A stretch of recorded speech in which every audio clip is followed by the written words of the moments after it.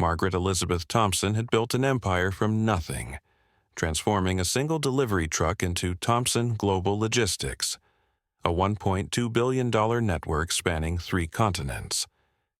At 72, she carried herself with the quiet dignity of someone who had navigated boardrooms when women weren't welcome, who had earned respect through decades of strategic brilliance rather than inherited privilege.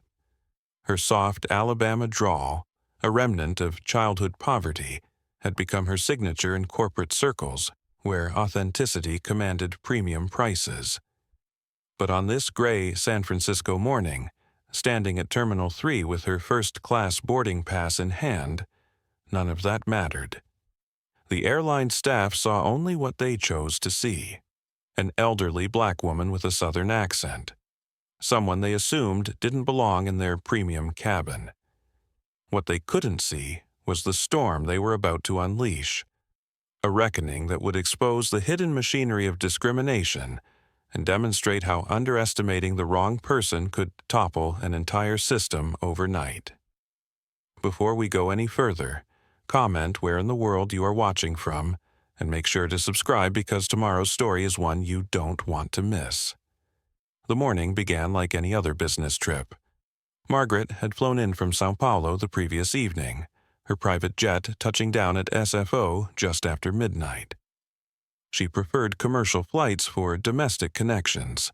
It kept her grounded, connected to the real experiences of everyday travelers. Her assistant had confirmed everything twice. Seat 2A, first-class service, priority boarding. The leather portfolio in her carry-on contained contracts worth $47 million, partnerships that would reshape West Coast logistics for the next decade. She approached the Delta counter with the measured confidence of someone accustomed to seamless service, her charcoal wool coat impeccably tailored, her presence commanding without being ostentatious. But Jennifer Walsh, the blonde ticket agent with perfectly manicured nails and a smile that never reached her eyes, had already made her decision before Margaret spoke a single word. "That's quite an interesting accent you've got," Jennifer remarked, her voice dripping with condescension as she examined Margaret's identification. The pause that followed stretched like a held breath. Margaret had heard that tone before, in countless meetings where her competence was questioned, her authority challenged, her very presence treated as an anomaly. But this was different. This wasn't a boardroom where she could deploy her legendary negotiating skills or a conference call where her track record spoke volumes. This was a public humiliation, orchestrated with surgical precision by someone who believed power came from a uniform and a computer terminal. When Jennifer announced that Margaret's confirmed first-class seat had been corrected to 34C in economy, despite the printed boarding pass clearly showing 2A, the discrimination wasn't hidden behind corporate politeness. It was brazen, unapologetic, witnessed by dozens of passengers who either looked away in embarrassment or watched with the morbid fascination of bystanders at an accident. The escalation came swiftly and systematically. Security Supervisor Robert Martinez, a man whose military bearing masked his complicity in institutional bias, escorted Margaret to a windowless interrogation room for what he called a routine security review. No metal detector beeped, no contraband was found, no legitimate security concern existed. It was theater, a calculated performance designed to remove her from public view, while other passengers, including a disheveled man in cargo shorts who had taken her reassigned seat, boarded without question. Gate agent Megan Hayes captured the moment with her phone, posting Margaret's image to a private staff group with mocking commentary that would later become evidence in a discrimination lawsuit. The caption read, "This one's about to pop off. Claims she had 2A, sure Jan," followed by laughing emojis, and a thread of comments that revealed the casual cruelty lurking beneath professional facades. What none of them understood, what their assumptions had blinded them to, was that Margaret Elizabeth Thompson didn't need to raise her voice to wield power. She had spent 5 decades building not just a company, but an ecosystem of influence that touched every corner of the aviation industry. Her silence wasn't submission, it was strategy. As she sat in that sterile security room, her fingers moved across her phone with the precision of a conductor orchestrating a symphony. Protocol 7 was activated, an immediate suspension of all Thompson Global partnerships with San Francisco International Airport. The beauty of her response lay not in its volume, but in its devastating efficiency. She didn't need to make threats when she could simply turn off the financial pipeline that kept entire airport departments operational. Within hours, the ripple effects would begin. Luxury shuttle services failing, VIP lounges closing, international partnerships dissolving. The system that had so casually dismissed her was about to learn the true cost of institutional arrogance, one canceled contract at a time. The morning air at San Francisco International Airport carried the familiar scent of jet fuel and burnt coffee as Margaret approached the Delta Airlines counter at Terminal 3.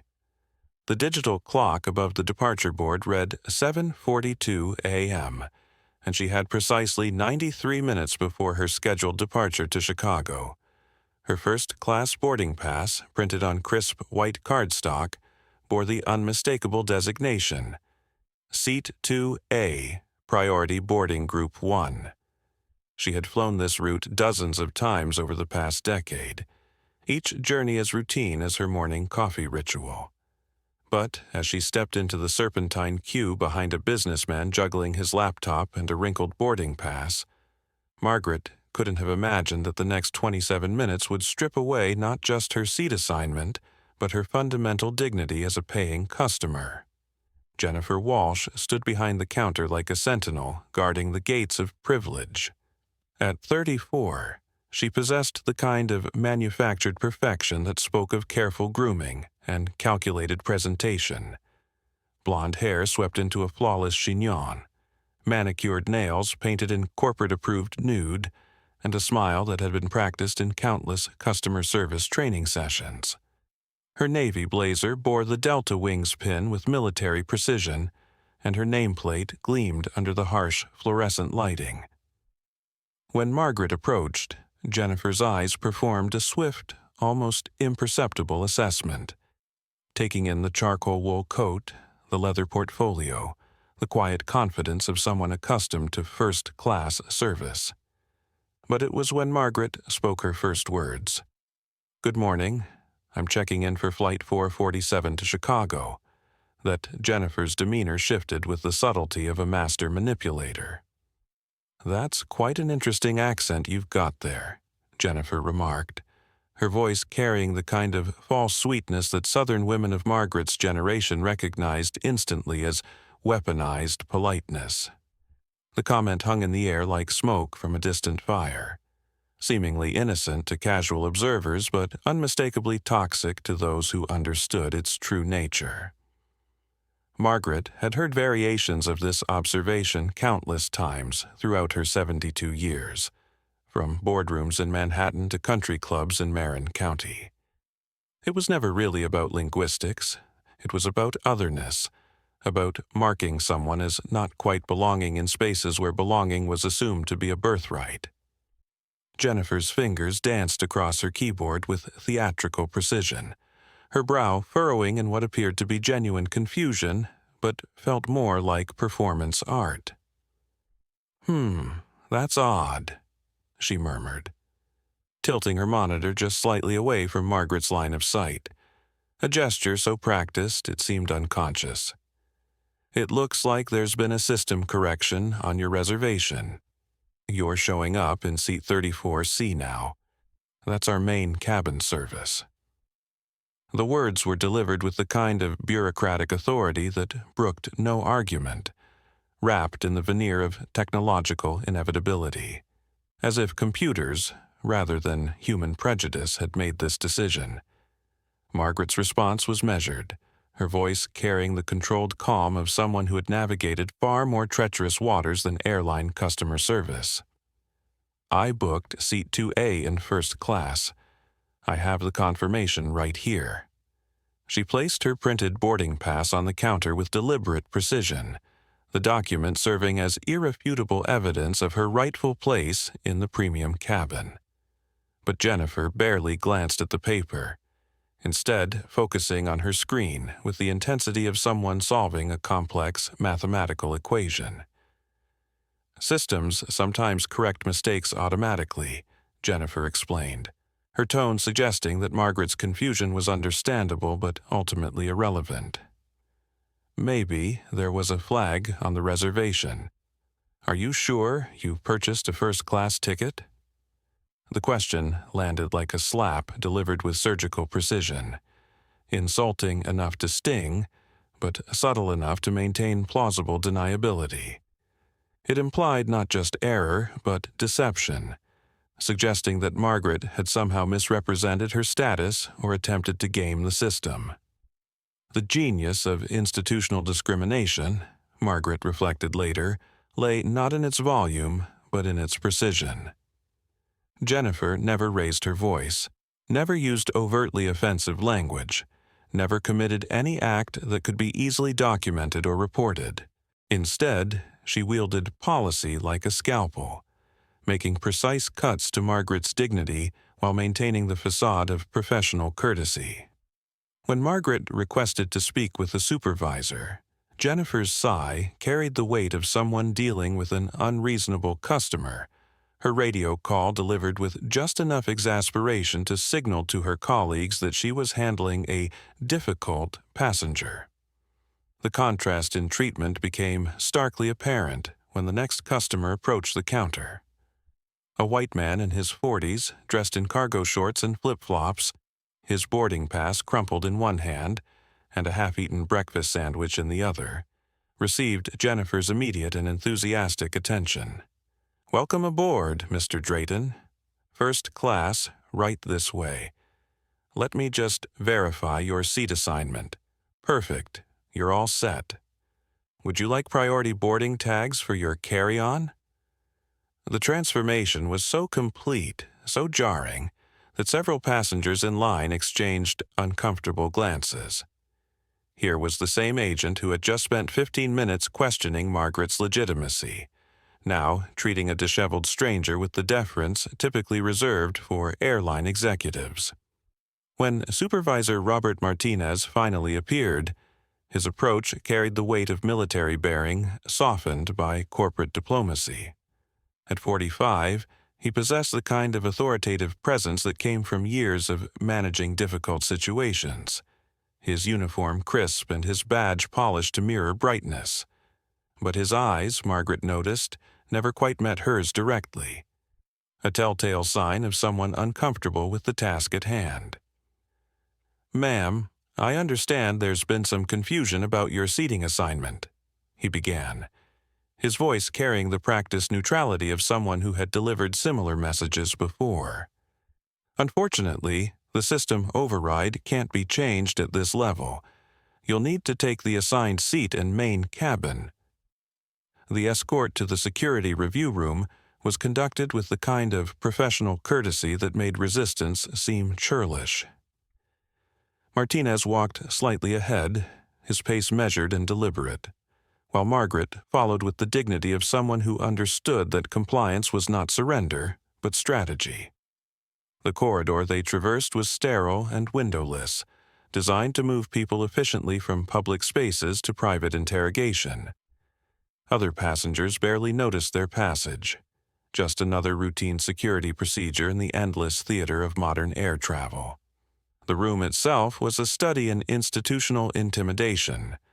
White walls that seemed to absorb sound, a metal table bolted to the floor, 2 chairs positioned like adversaries preparing for negotiation.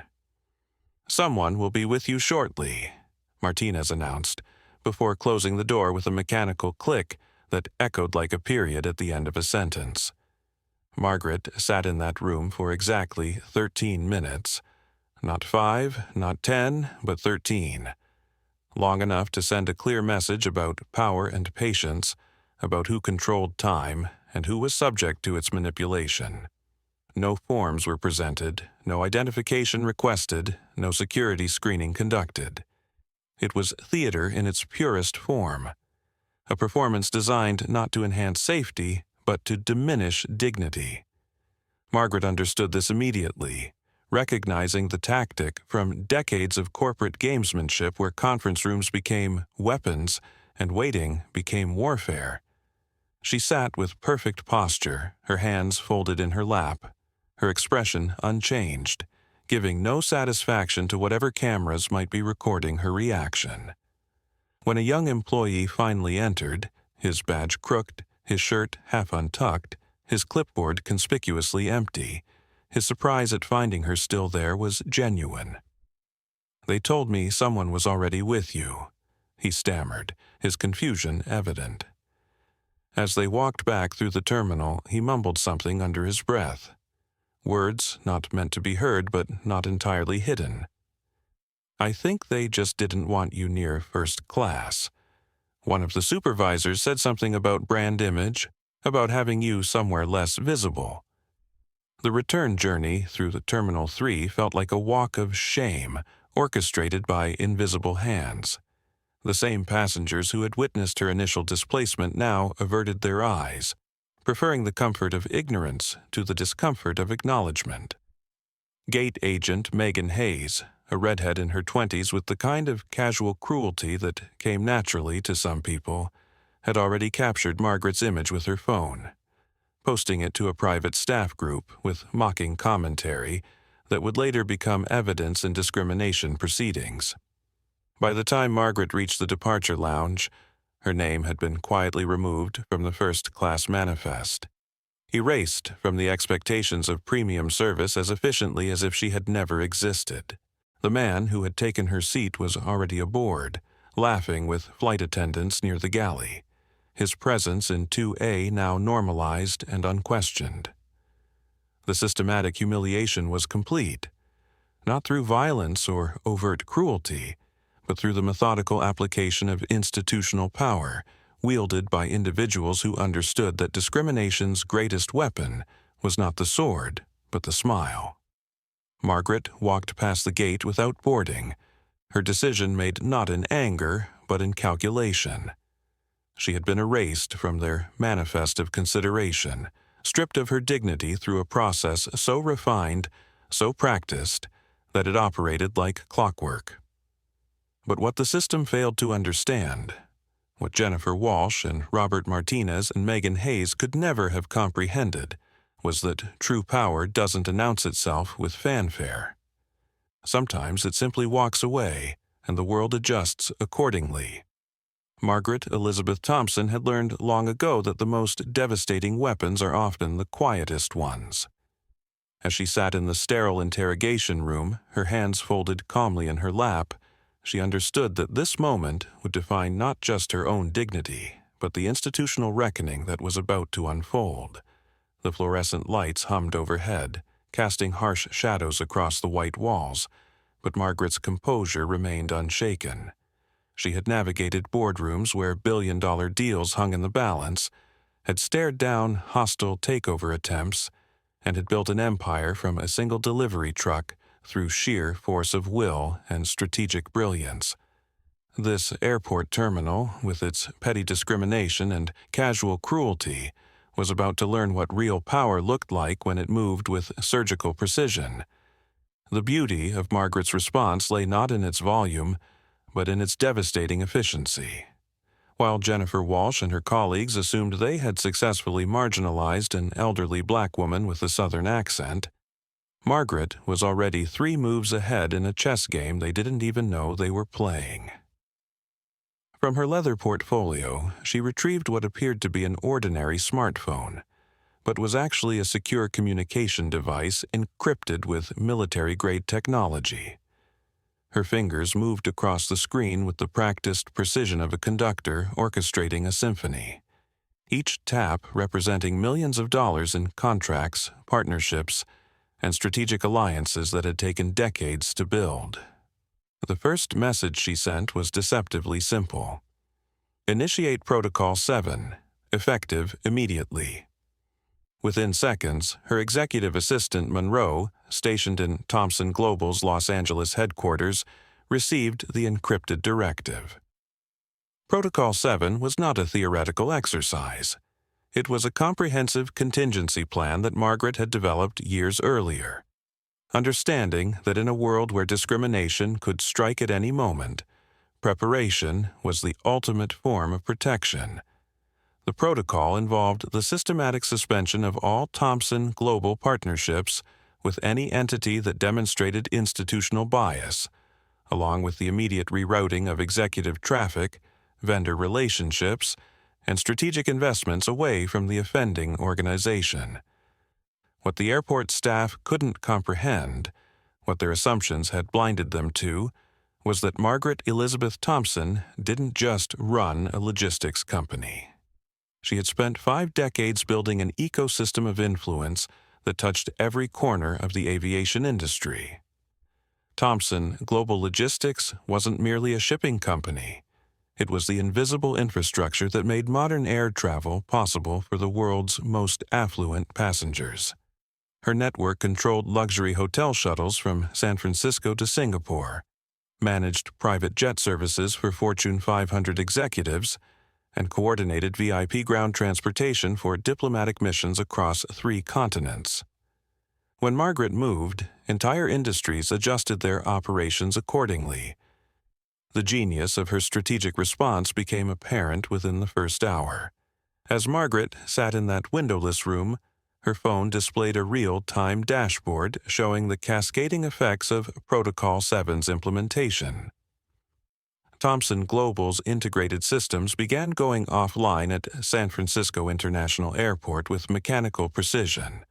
The Luxury Concierge program, which relied heavily on Thompson's logistics network to fulfill commitments to high-paying international travelers, suddenly found itself unable to process requests. Premium passenger services that had operated seamlessly for years began failing as vendor authorizations expired and partnership agreements were automatically suspended. Margaret's silence wasn't submission, it was strategy.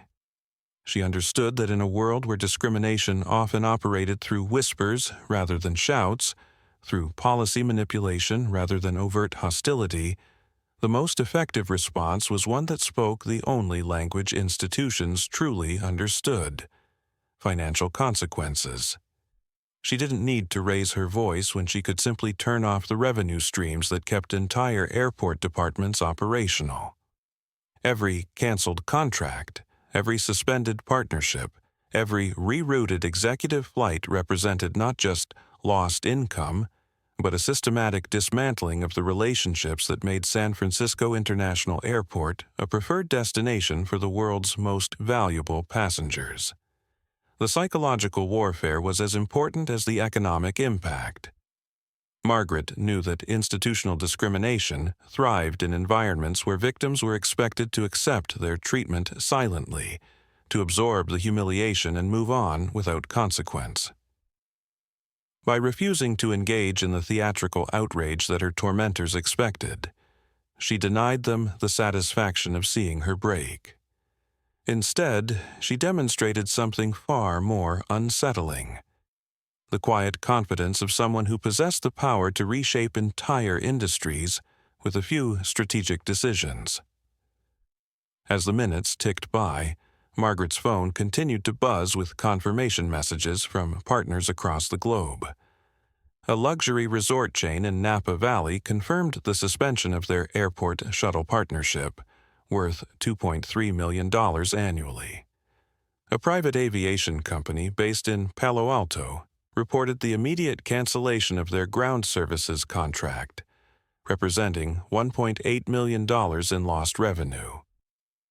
International business travelers who had relied on Thompson Global's seamless connections began receiving notifications that their preferred routing through San Francisco was no longer available, forcing them to choose alternative airports that could accommodate their needs. The ripple effects extended far beyond simple contract cancellations. Thompson Global's influence in the luxury travel sector meant that when Margaret moved, her network of partners, Suppliers and affiliated companies moved with her. Hotel concierge, who had relied on Thompson's services to impress their most demanding guests, suddenly found themselves scrambling to find alternatives. Event planners coordinating high-profile corporate retreats discovered that their preferred transportation options were no longer available. The intricate web of relationships that made premium travel possible began unraveling with each passing hour. Margaret's strategic brilliance lay in her understanding that modern discrimination rarely announced itself with burning crosses or segregated water fountains. Instead, it operated through the subtle manipulation of policies, the casual dismissal of concerns, and the systematic erosion of dignity through 1,000 small cuts. Her response needed to be equally sophisticated, not a single dramatic gesture, but a comprehensive restructuring of economic relationships that would force the institution to confront the true cost of its casual cruelty. The psychological impact on the airport staff became evident as the afternoon progressed. Supervisors who had dismissed Margaret's concerns as the complaints of a difficult passenger began receiving urgent calls from their superiors. Revenue projections that had seemed secure that morning were suddenly in freefall. Partnership agreements that had operated smoothly for years were being terminated without explanation. The comfortable assumption that discrimination could be practiced without consequence was crumbling in real time. Margaret's phone displayed another update. Thompson Global's travel management division had begun redirecting all West Coast executive traffic to Denver International Airport and Los Angeles International Airport, bypassing San Francisco entirely. The economic impact was immediate and measurable. Hundreds of high-value passengers who would have connected through SFO were now choosing alternative routes, taking their premium spending to competitors. The message was clear. When institutions chose to discriminate, they didn't just lose individual customers. They lost entire networks of influence and spending power. The final element of Margaret's strategic response was perhaps the most devastating: her decision to document everything without announcing her intentions. While Jennifer Walsh and her colleagues had assumed their actions would disappear into the anonymous flow of daily airport operations, Margaret had been methodically cataloging every interaction, every policy manipulation, every casual cruelty. Her legal team, already alerted through encrypted channels, was preparing a comprehensive case study that would serve not just as potential litigation material, but as a teaching tool for other institutions about the hidden costs of discrimination. As Margaret finally rose from her chair in that sterile interrogation room, she understood that the real battle was just beginning. The airport staff had seen her silence as defeat, but they had fundamentally misunderstood the nature of power in the modern economy. True influence didn't require theatrical displays or public confrontations.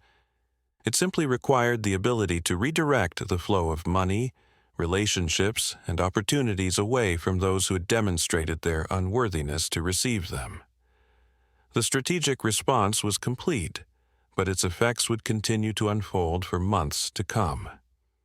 Margaret had transformed a moment of personal humiliation into a systematic demonstration of economic consequences, proving that in an interconnected world, treating anyone with disrespect wasn't just morally wrong, it was potentially financially catastrophic.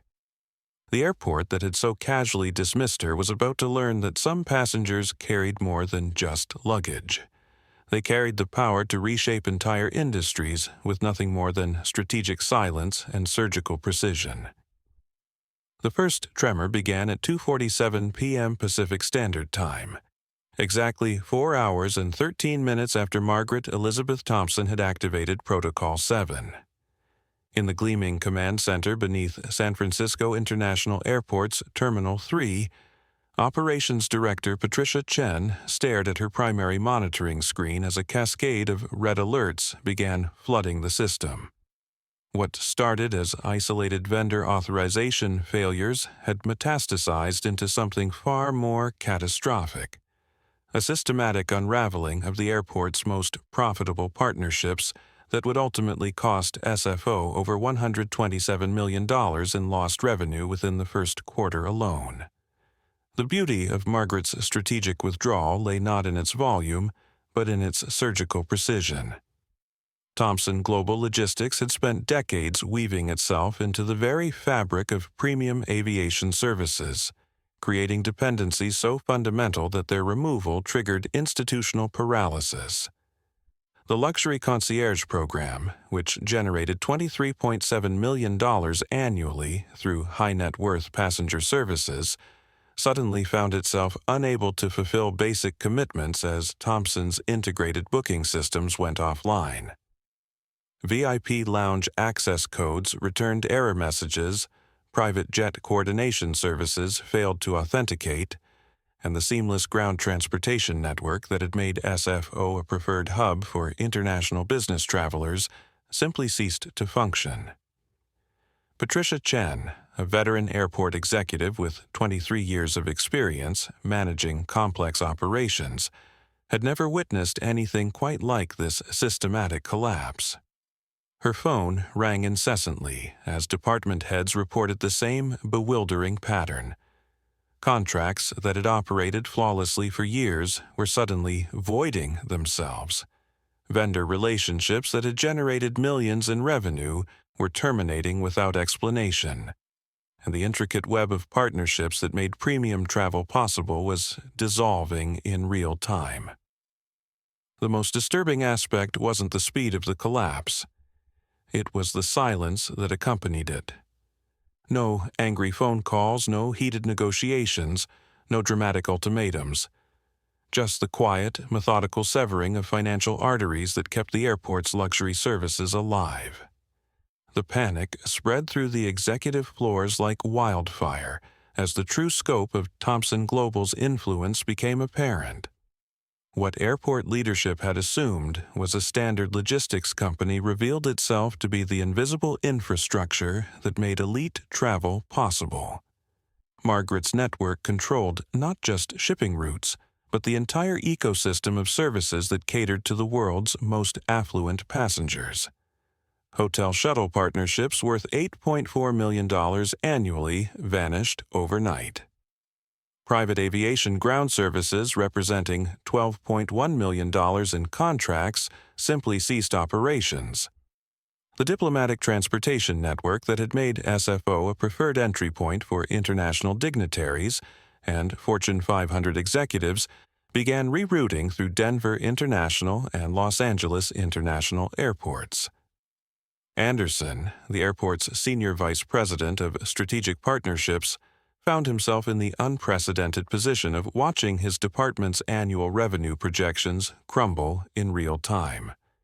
His secure terminal displayed a dashboard that resembled a patient monitor during cardiac arrest, flat lines where robust financial indicators had pulsed just hours before. The Coleman Ventures partnership alone represented $47.3 million in direct and indirect revenue streams, but the cascading effects of its withdrawal were exponentially more devastating.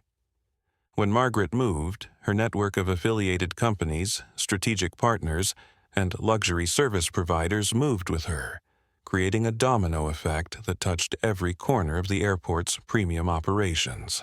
The psychological impact on airport staff was as devastating as the financial consequences.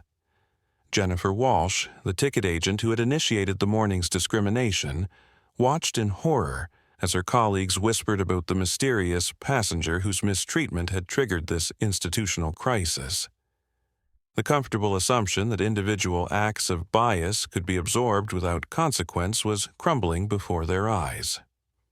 Supervisor Robert Martinez, who had orchestrated Margaret's removal to the security room, found himself fielding increasingly frantic calls from senior management demanding explanations for a situation that seemed to defy conventional understanding. By 4:15 p.m., the airport's emergency response protocols had been activated, not for a security threat or natural disaster, but for what executives were beginning to recognize as an existential financial crisis. The boardroom on the 32nd floor of the airport's administrative tower became a war room where a senior leadership struggled to comprehend the scope of their institutional failure.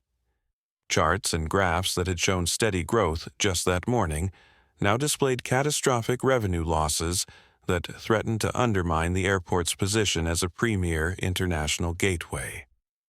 The genius of Margaret's response became increasingly apparent as the afternoon progressed. She had identified and systematically severed every connection that made San Francisco International Airport attractive to the world's most valuable passengers. The luxury retail partnerships that depended on high-spending international travelers began reporting dramatic decreases in foot traffic. Premium dining establishments that catered to first-class passengers saw their reservations evaporate as the clientele that sustained them was quietly redirected to competing airports. The intricate network of services that had taken decades to build was being dismantled with the efficiency of a master surgeon removing a tumor. The ripple effects extended far beyond the airport's immediate operations. Hotel chains throughout the Bay Area that had relied on Thompson Global's seamless transportation services began receiving cancellation notices for corporate bookings worth millions of dollars. Event planners coordinating high-profile conferences discovered that their preferred logistics partner was no longer available, forcing them to seek alternatives in other cities.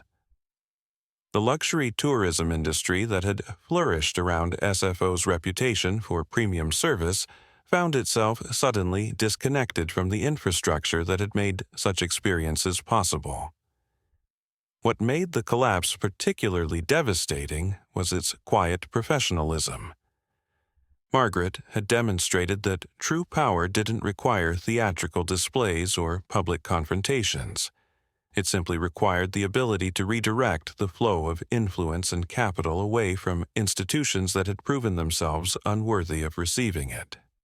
Every canceled contract, every suspended partnership, every rerouted executive represented not just lost revenue, but a systematic demonstration of the hidden costs of institutional discrimination.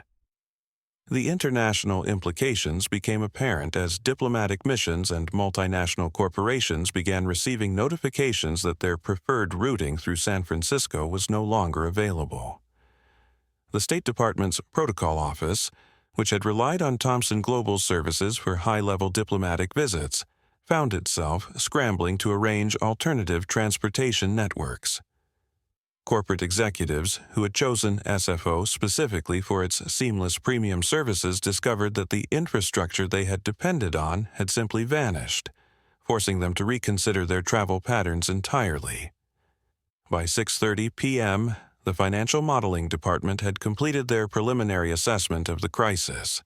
The numbers were staggering: $127 million in lost revenue within the first quarter, with projections suggesting that the long-term impact could exceed $400 million annually if the partnerships were not restored.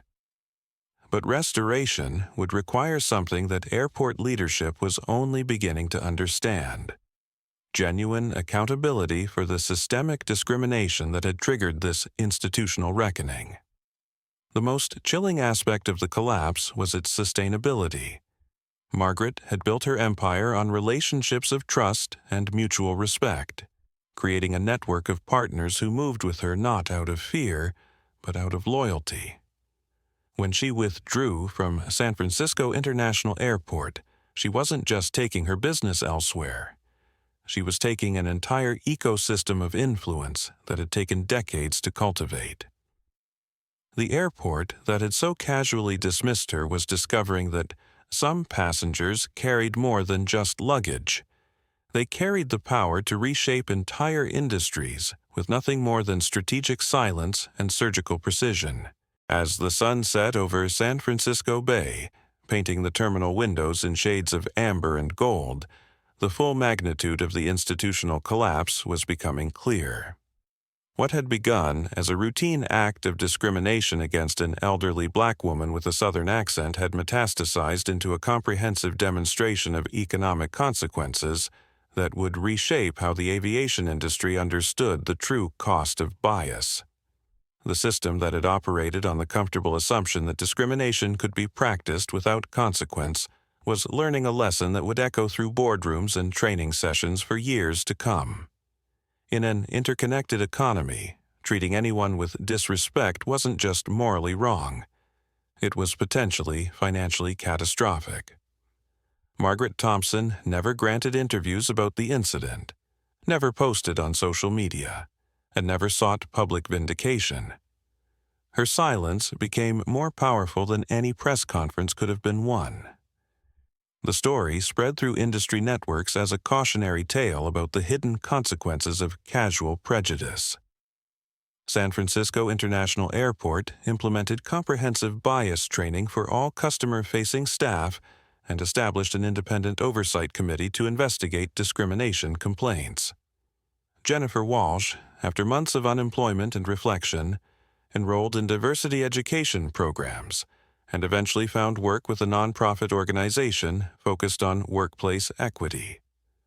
The incident became a case study in business schools across the country, illustrating how systemic discrimination can trigger catastrophic institutional consequences when it targets someone with significant but invisible influence.